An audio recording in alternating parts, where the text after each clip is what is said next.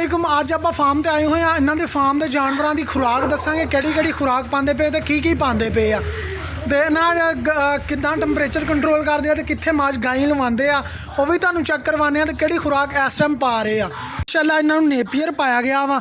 Napier के नाल इन्होंने मिक्स किया वा बरसीन। नेपियर ग्रास पाई गई है इन्होंने माशाअल्लाह गाइयों को। ठीक है, एवरेज 12 किलो आना सर इन्हों की 12 किलो एवरेज तकरीबन एक गाय 10-12 दुध की 15 भी है इन्हों की गाइयों की। ठीक है माशाअल्लाह जिन्हें गाइयों ने खुराक पाते पे आ।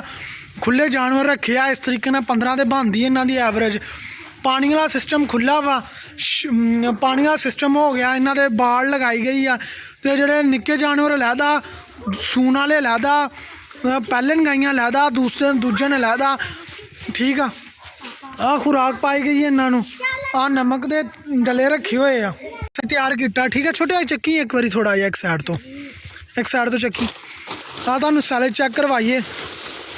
मैं बच्चे को क्या है दूसरे हाँ बस ज़्यादा ना खोली। हाँ माशाल्लाह सैलेज तैयार किया इन्होंने। ठीक है, एक खाना मुक गया, दूसरा खाना ना आ एक खाना आ वा सैलेज का, दूसरा खाना बड़ा प्यारा तैयार किया है इन्होंने। ठीक है, तो सैलेज तैयार किया वा। शैड की हुण गल आ जाओ।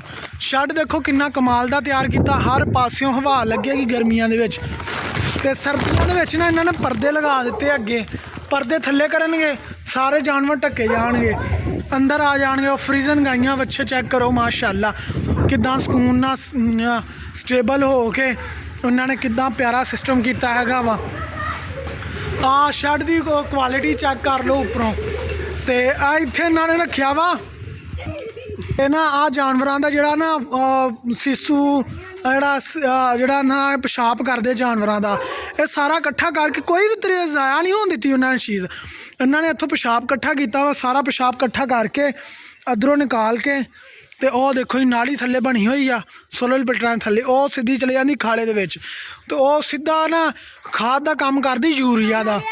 इन्ना जिन्ना भी पेशाब आना वह सारा काम करता वा उनका खाद का यूरिया का। ठीक है, बड़ा प्यारा सिस्टम किया इन्होंने। खाद भी आ DAP बनाने वास्ते आ जी इन्होंने जेड़े गोया रखा, गोए की DAP बन जाती है जो बाद चो जानवर। ओवरऑल रिव्यू चेक कर लो क्या लुक आ। इधर इन्होंने सोलर प्लेटां लगाई वो मोटर चलाने वास्ते। ठीक है, आ भी चेक कर लो, आ भी चेक कर लो क्या सिस्टम आ। वीडियो देख के लाइक शेयर कमेंट करियो। अज की वीडियो इत्थे खत्म करते हैं तो नवी वीडियो तैयार करते हैं।